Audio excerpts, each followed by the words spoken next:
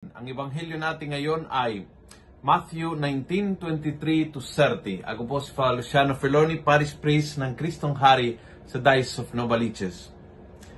Sabi ni Jesus, "Truly I say to you, it will be hard for one who is rich to enter the kingdom of heaven."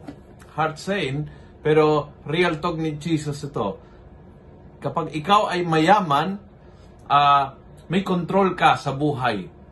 May control ka sa buhay pati ng iba. May control ka, gusto mong kontrolahin actually, more than may control ka, gusto mong kontrolahin ang buhay ng lahat.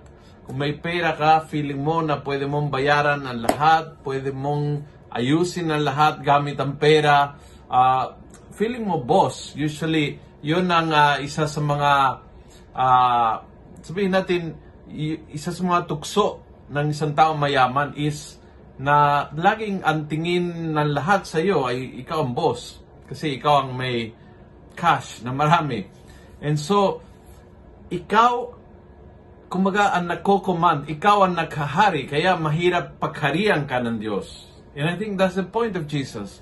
Mahirap pagharian ka ng Diyos kung ikaw naghahari sa sarili mong buhay.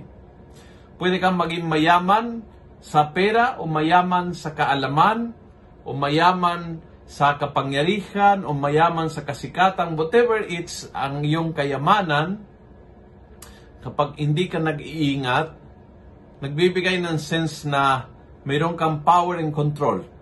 At yung power and control ay nagbibigay ng sense na gagawin ang gusto mong gawin. Pupunta sa gusto mong puntahan.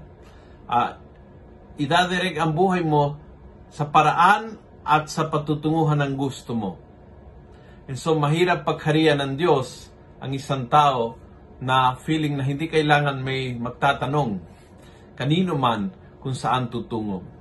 A person that is so talagang convinced na talagang ang gusto niya ang magaganap ay mahirap pagsabihan ng Diyos.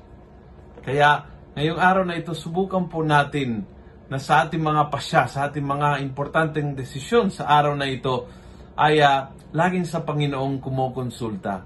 Dahil gusto nating pagharian tayo ng Diyos. Hindi ng pera, kasikatan, kapangyarihan o anumang bagay. Gusto nating pagharian ng Diyos ang ating buhay. Kung nagustuhan mo ang video ito, pass it on. Share with your friends. Punuin natin ang good news sa social media at gawin natin viral araw-araw ang salita ng Diyos.